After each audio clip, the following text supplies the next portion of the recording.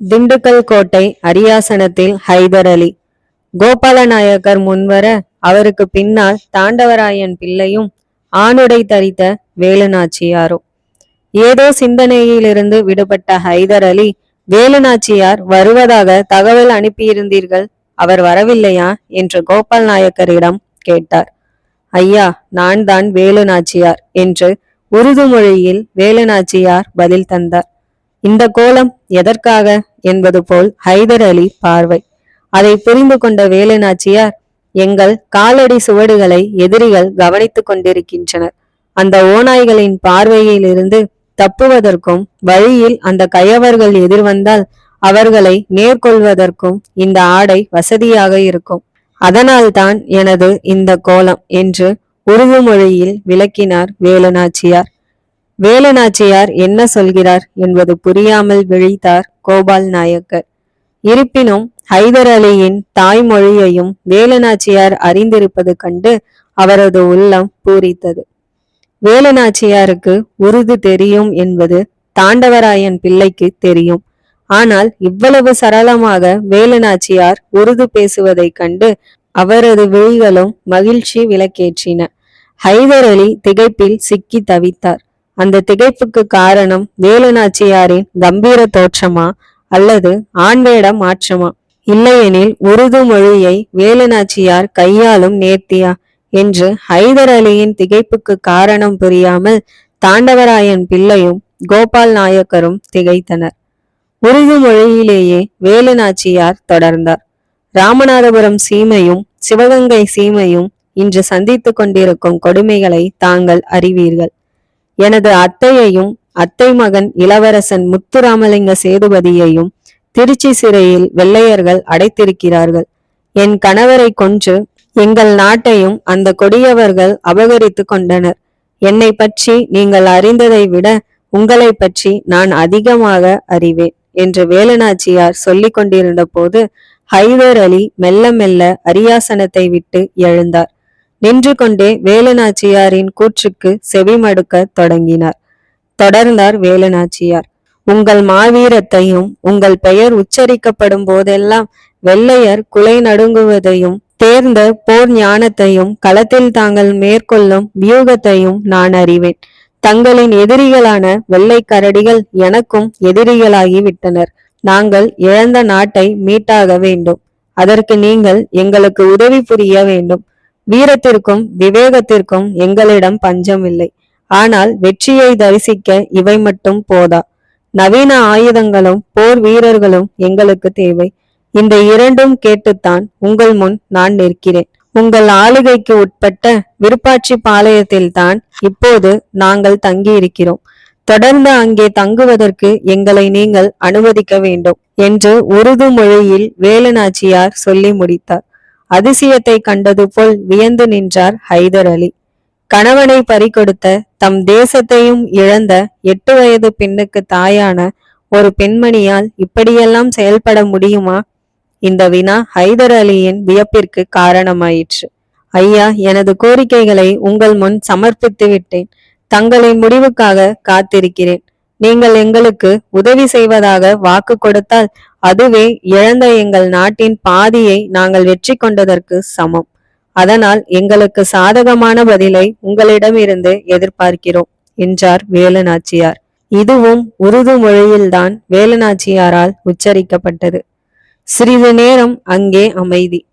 தாண்டவராயன் பிள்ளையும் கோபால் நாயக்கரும் ஹைதர் அலியின் வாய் அசைவுக்காக காத்திருந்தனர். ஆனால் ஹைதர் அலியின் கண்களில் இருந்து கண்ணீர் துளிகள்.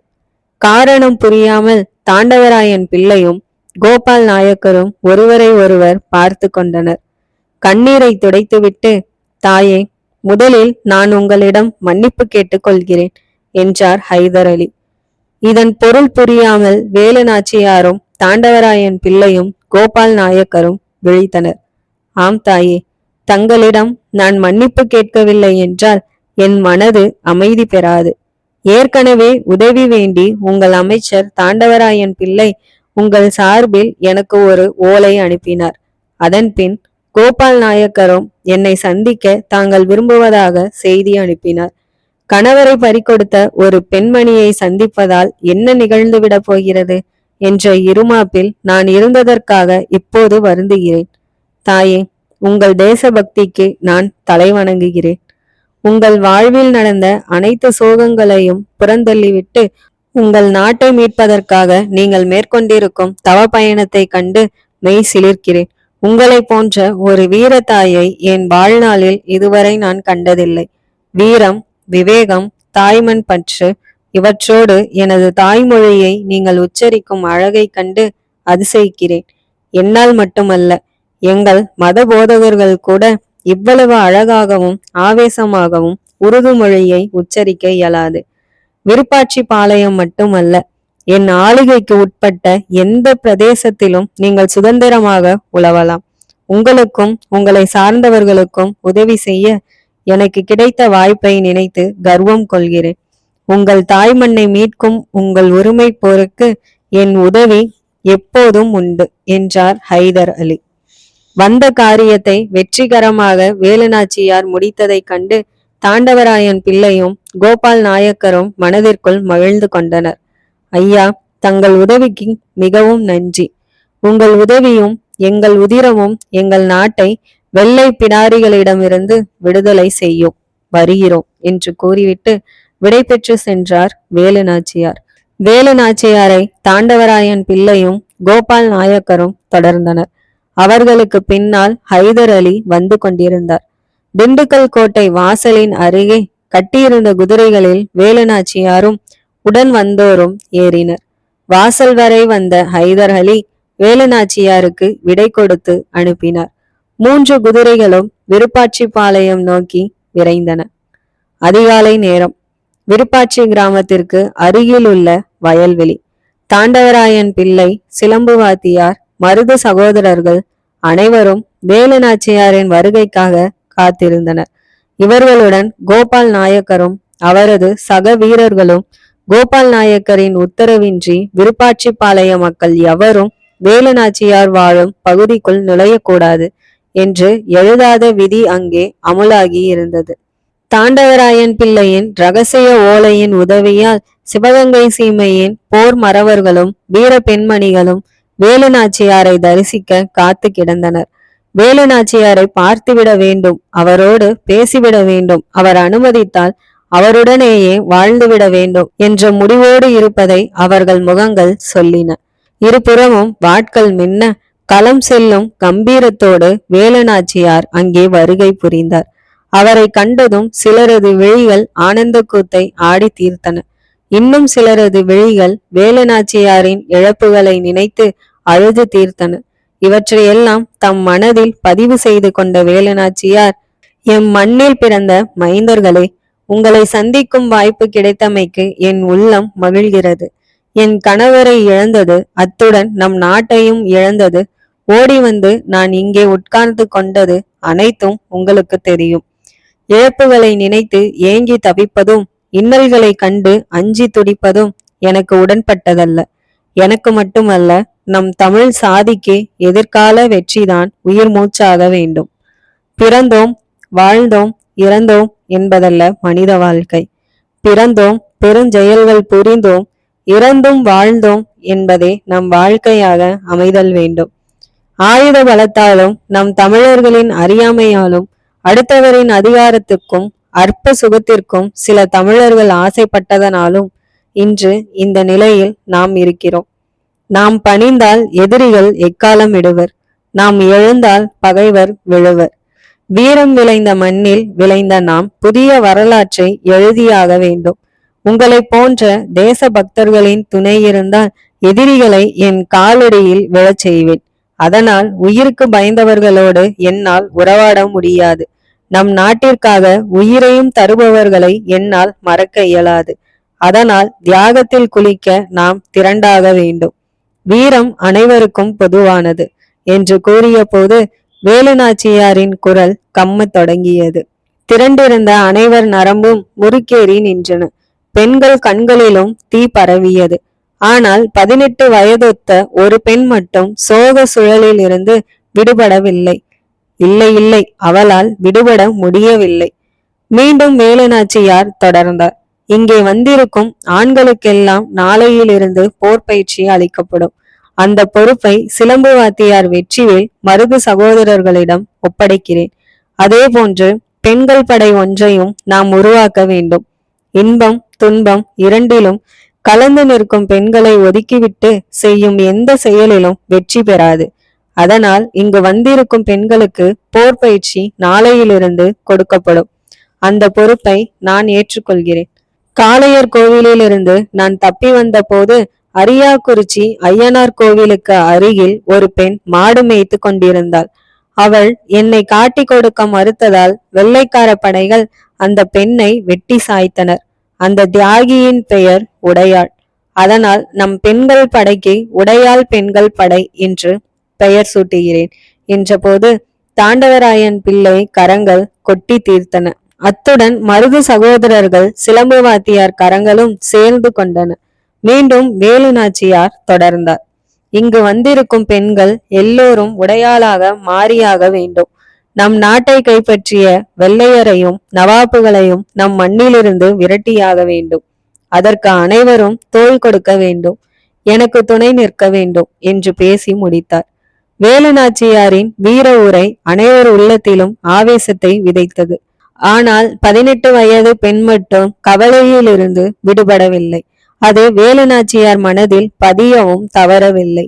நாளை அதிகாலையில் போர் பயிற்சியை தொடங்குவோம். இன்று அனைவரும் ஓய்வெடுங்கள் என்று கரம் கூப்பினார் வேலுநாச்சியார். அனைவர் கரங்களும் குவிந்து விரிந்தன. 1 மாதம் உருண்டோடி விட்டது. வேலுநாச்சியாரின் அழைப்பின் பெயரில் தாண்டவராயன் பிள்ளை விருப்பாட்சி வந்திருந்தார். மாலை நேரம். விருப்பாட்சி குளத்தில் குளித்து ஆடைகளையும் துவைத்து கொண்டு வாடிய முகத்துக்கு சொந்தக்காரியான அந்த 18 வயது பெண் வந்து கொண்டிருந்தார். ஒரு மரத்தின் மறைவிலிருந்து வெளிப்பட்ட சிலம்பு வாத்தியார் வெற்றிவேல் அந்த பெண்ணின் வழிமறைத்து நின்றார்.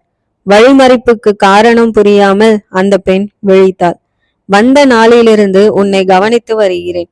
எப்போதும் அழுது வடிந்து கொண்டிருக்கிறாயே, உன் பெயர் என்ன? குயிலி. அருமையான பெயர். எந்த ஊர்? சிவகங்கைக்கு அருகில் உள்ள பாசாங்கரை.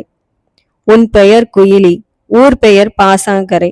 மிகவும் வித்தியாசமாக இருக்கிறதே. ஆமா, நீ என்ன சாதி? சாதியை கேட்டதும் குயிலிக்கு திக்கென்றது. வாழ்க்கையில் எதை சாதிக்கப் போகிறாய் என்று கேட்பதை விட்டுவிட்டு என்ன சாதி என்று கேட்கிறாரே என்று தனக்குள் கேட்டுக்கொண்டாள். மீண்டும் சிலம்பு வாத்தியார் சாதி பற்றி கேட்டதால், ஐயா, நான் தாழ்த்தப்பட்ட வகுப்பை சார்ந்தவள் என்றாள் குயிலி. அனைவரும் இங்கே ஆவேசத்தை ஆராதித்து கொண்டிருக்கையில் நீ மட்டும் அழுது வடிவதேன் என்றார் வாத்தியார் வெற்றிவேல். ஐயா, ராணியின் சோகங்களை நினைத்து நினைத்து நான் அடிக்கடி சோகத்தில் சிக்கிக் கொள்கிறேன் என்றாள் குயிலி. சோகத்துக்கு சொந்தக்காரர்களே சோகத்தை தூக்கி எறிந்து விட்டு வாழ்கின்ற போது உனக்கு மட்டும் எதற்கு சோகம் என்றார் வாத்தியார். குயிலி பதில் சொல்ல முடியாமல் தவித்தார். சரி சரி, அது இருக்கட்டும். நாளை நீ உன் ஊருக்கு செல்கிறாயாமே? ஆமாம் ஐயா, எனது தாய்க்கு உடல்நிலை சரியில்லை என்று தகவல் வந்தது. அதனால் ஊருக்கு போய் வர முடிவு செய்தேன். ராணியும் அதற்கு அனுமதி கொடுத்து விட்டார். சிலம்பு வாத்தியார் சுற்றும் முற்றும் பார்த்தார்.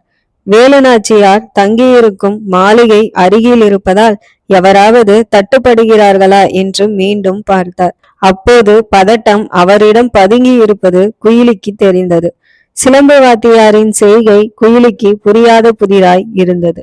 எவரும் இல்லை என்ற முடிவு செய்து கொண்ட சிலம்பு வாத்தியார், குயிலி, இந்த பணத்தை உன் அம்மாவின் வைத்திய செலவுக்கு வைத்துக்கொள் என்று குயிலி கையில் திணித்தார். ஐயா, எனக்கு பணம் வேண்டாம். உங்கள் பாசம் இருந்தால் போதும். என் அம்மாவின் சிகிச்சைக்கு ராணியார் இங்கிருந்தே ஏற்பாடு செய்திருக்கிறார் என்று சொல்லி முடிப்பதற்குள், இருக்கட்டும், இருந்தாலும் இந்த பணத்தையும் நீ வைத்துக்கொள். குயிலி, உனக்கு படிக்க தெரியுமா என்றார் வெற்றிவேல். மனித நேயத்தை படித்திருக்கிறேன். மனிதர்களை நேசிக்க படித்திருக்கிறேன். நம் மண்ணின் மகத்துவத்தை படித்திருக்கிறேன். வீரத்தையும் விவேகத்தையும் படித்திருக்கிறேன். ஆனால் எழுத படிக்க மட்டும் இதுவரை கற்றதே இல்லை. அந்த எண்ணமும் இதுவரை எனக்கு வந்ததே இல்லை என்றாள் குயிலி. குயிலிக்கு படிக்க தெரியாது என்பதை அறிந்த சிலம்பு வாத்தியார் வெற்றிவேலுக்கு முகத்தில் மகிழ்ச்சி போர்த்தது. குயிலி, எனக்கு ஒரு உதவி செய்ய முடியுமா என்றார் சிலம்பு வாத்தியார். தலையாட்டினாள் குயிலி. நீ உன் ஊருக்கு செல்லும் போது சிவகங்கைக்கும் செல்வாய் அல்லவா? ஆம் என்பது போல் குயிலி தலையாட்டினாள். சிவகங்கைக்கு செல்லும் போது அரண்மனைக்கு வடக்கு திசையில் தனியாக ஒரு வீடு இருக்கும். அந்த வீட்டில் இருக்கும் மல்லாரி ராயன் என்பவர் எனது உறவினர். அவரிடம் எனது இந்த கடிதத்தை கொடுத்துவிடு. அதற்கு கைமாறாகத்தான் நான் உனக்கு பணம் கொடுத்தேன் என்றார் சிலம்பு வாத்தியார். ஐயா, உதவி செய்வதற்கு ஊதியம் வாங்கக்கூடாது. கடிதத்தை கொடுங்கள், நான் சேர்த்து விடுகிறேன் என்ற குயிலி பணத்தை திருப்பி கொடுத்தாள். மிகவும் நன்றி குயிலி என்று கூறிவிட்டு கடிதத்தை குயிலியிடம் கொடுத்த சிலம்பு வாத்தியார், குயிலி, கடிதம் மிகவும் முக்கியம், எவருக்கும் தெரிய வேண்டாம் என்று சொல்லிவிட்டு விடை பெற்றார். ஆரம்பத்திலிருந்தே சிலம்பு வாத்தியாரின் செயல்பாடுகள் குயிலிக்கு சந்தேகத்தை கிளப்பியது. அதனால்தான் அவரிடம் தமக்கு படிக்க தெரியாது என்று குயிலி பொய் சொன்னாள். இரவு நேரம். எவருக்கும் தெரியாமல் சிலம்பு வாத்தியார் கொடுத்த கடிதத்தை குயிலி பிரித்தாள். அதில் மல்லாரி ராயனுக்கு சிலம்பு வாத்தியார் வெற்றிவேல் எழுதி கொண்டது. எனக்கும் உனக்கும் இருக்கும் தொடர்பு எப்படியோ வேலுநாச்சியாருக்கு தெரிந்துவிட்டது. பல ரகசிய செய்திகள் எனது வழியாகத்தான் புதுக்கோட்டை மன்னருக்கும் நவாபுக்கும் போவதாக அவர் முடிவு செய்து விட்டார். அதனால் சிறிது காலத்துக்கு எவரும் என்னுடன் தொடர்பு வைத்துக் கொள்ள வேண்டாம் என்று அனைவருக்கும் சொல்லிவிடு என்று எழுதப்பட்டிருந்தது. படித்து முடித்ததும் குயிலி கண்கள் குளமாயின. தூக்கம் கண்களை தழுவ மறுத்தது. வேலுநாச்சியாரின் முகமும் சிலம்பு வாத்தியாரின் முகமும் மாறி மாறி குயிலி மனத்திரையில் வந்து போயின. எழுந்தாள். அறையிலிருந்து வெளியே நடந்தாள். ஒரு அறையை நோக்கி பயணத்தை தொடர்ந்தாள். சிறிது நேரத்தில் அந்த அறையிலிருந்து பெரும் கூக்குரல் கேட்டது. அந்த அறையை நோக்கி பலரும் ஓடி வந்தனர். அதில் வேலுநாச்சியாரும் ஒருவர். அறையில் குத்து கத்தியால் சிலம்பு வாத்தியார் வெற்றி வேலுவை குயிலி சின்ன பின்னமாக்கி கொண்டிருந்தாள். அறை முழுவதும் ரத்தம். வேலுநாச்சியாரை கண்டதும் காலில் விழுந்து கதறினாள் குயிலி. அவளை அள்ளி எடுத்து ஆறுதல் சொன்னார் வேலுநாச்சியார். அப்போதும் குயிலியின் இடது கரத்தில் சிலம்பு வாத்தியார் கடிதம்.